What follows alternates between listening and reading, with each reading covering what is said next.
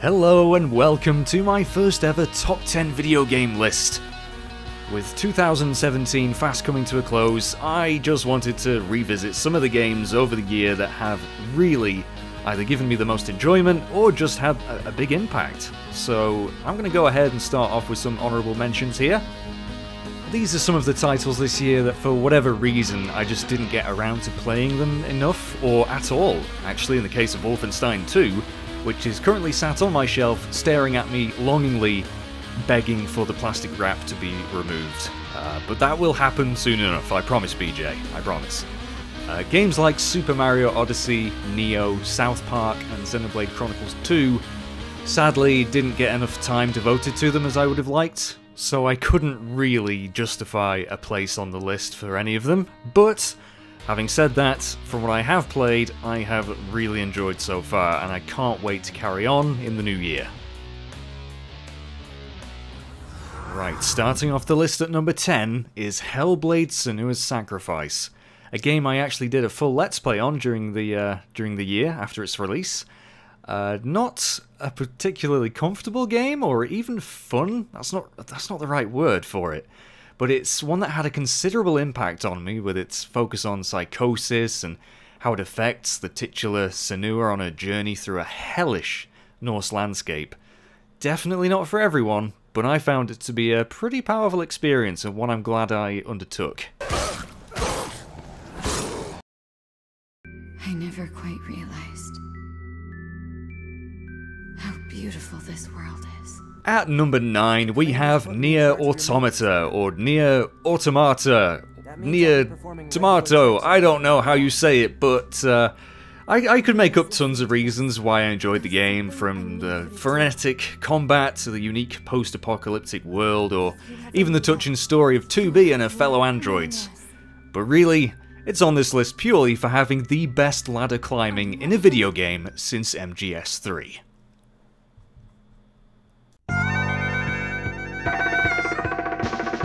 And at number 8 we have the Crash Bandicoot Insane Trilogy. This hit me right in the childhood in the best possible way. What a fantastic remaster this was. I mean, it's so extensive. It looks amazing, it plays just like the originals for the most part. Although, you know, fuck Crash 1's difficulty level, and some of the levels in that game were just ridiculous. I still haven't actually finished it, but it was so nice reliving some of those classic PS1 moments. I have a lot of fond memories of the earlier games, and this was just so much fun. I really hope that this is not the last we see of Crash on the system again, but hey, at least he had a nice moment in the spotlight again.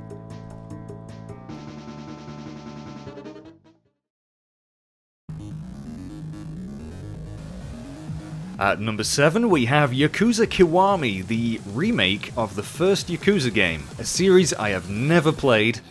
However, after playing this, just trying it because of a sale, I am completely up for playing more of them. I'm probably going to get Yakuza 0 very soon because I've heard it is actually better than Kiwami, but I really enjoyed my time with Kiryu, or however you say his name. I'm probably butchering that quite badly.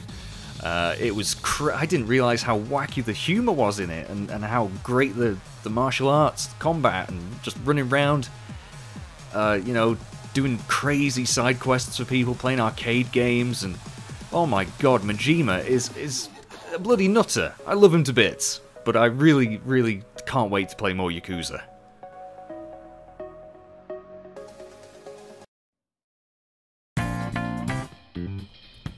Coming in at number 6, we have Persona 5, which was probably one of my most anticipated for the year, and rightly so, considering Persona 3 and 4 are actually some of my favourite JRPGs of all time.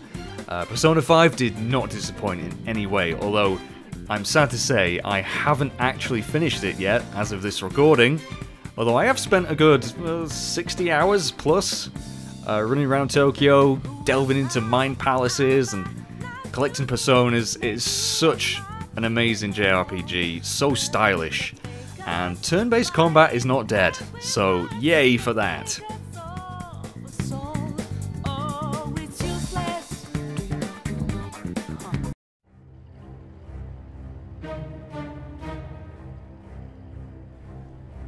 At number 5 comes a bit of a surprise for me, and I'm sure a lot of you as well.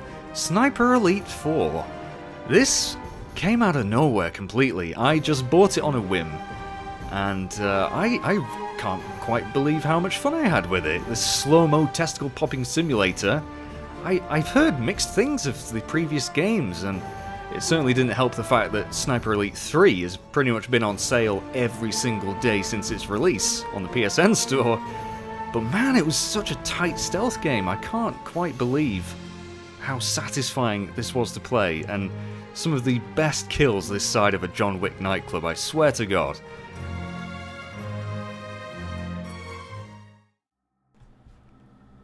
At number 4 is the latest entry in the much-loved and hated Assassin's Creed series. With Origins, Ubisoft took its time, and with the extra year or so of development, I think they really did do a great job.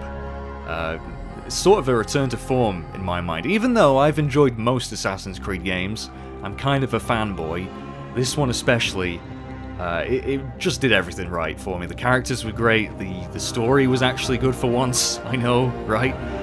The world, what an incredible open world this is. Probably one of the best of this generation so far. Ancient Egypt looked incredible. This was probably my favourite one since a certain Italian stallion hung up his hidden blades.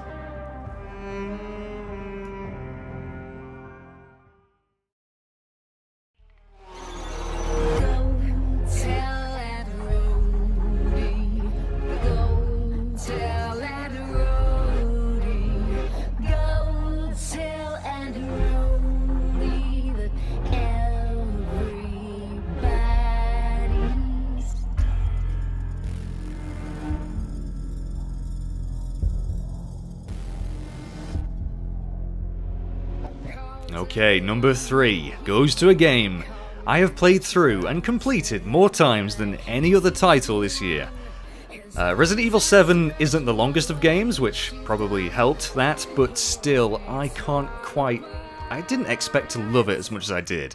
I was interested by the change of direction with, you know, the shift to first person and being more survival horror-esque as opposed to the more action-y titles from 6 and 5. This was an incredible return to form for the series. It's probably my favourite one. And, you know, I do like the earlier original classics, but this one for me, I really hope they keep this ball going in this, you know, general mouldy direction. And props to having the best VR mode I've ever had the displeasure of shitting my pants to. I'm fucked. I'm fucked. Where in the hell you think you're going to, son? Hi!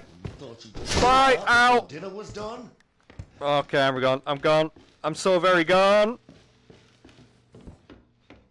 I'm goner than a gone thing.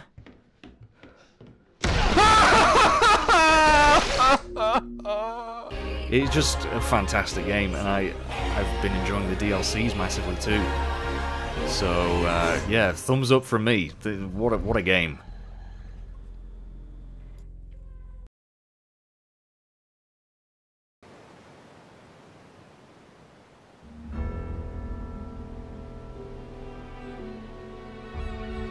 Now, what could be quite a controversial choice for number 2 is a game that needs no introduction. It's Legend of Zelda: Breath of the Wild.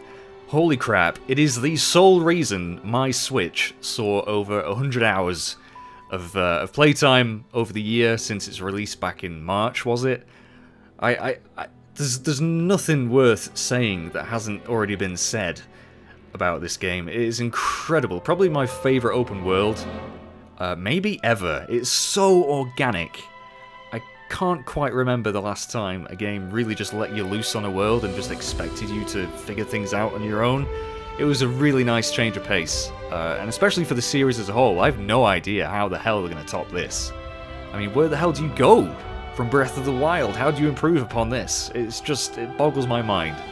But if anyone's going to do it, it's going to be Nintendo. So, you know, yeah, Legend of Zelda. What a game. The history of the royal family of Hyrule is also the history of the Calamity Ganon.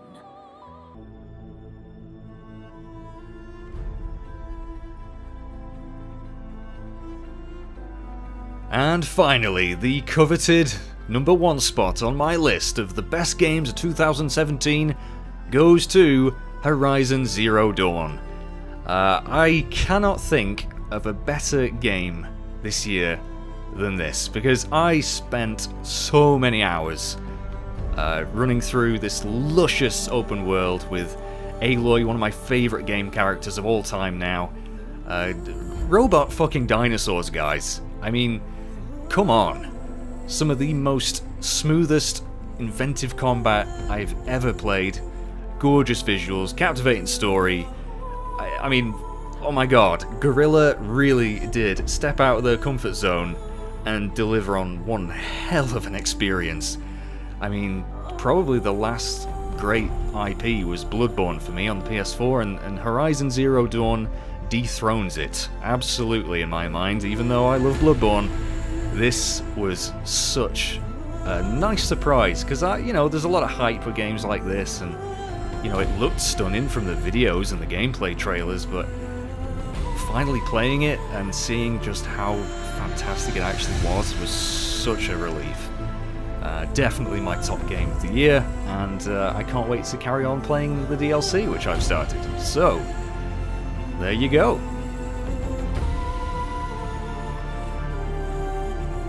Right, guys, well, there you have it. This has been my top 10 video games of 2017. Please let me know what games you would have included on your list, or what games you think should have been on mine. Like I say, I haven't managed to play all the games I wanted to this year, and a few of them have only just come out quite late on in the year anyway, like Wolfenstein and Super Mario, so I'm sure they would have been higher on the list, or even included on the list, should if I had played more of them, or spent more time on them, but just, it didn't happen. And I'm sure there's tons of other games that I've just completely forgotten about, or slipped, passed me by. However, this is my list. I would definitely love to hear your opinions, though, so please comment below, and I hope you enjoyed this. This probably is going to be more of a regular thing. Maybe I'll do some top 10 lists of some of my favourite games over the years. I don't know. We'll see how this goes, but I hope you've enjoyed this, and I will see you next time.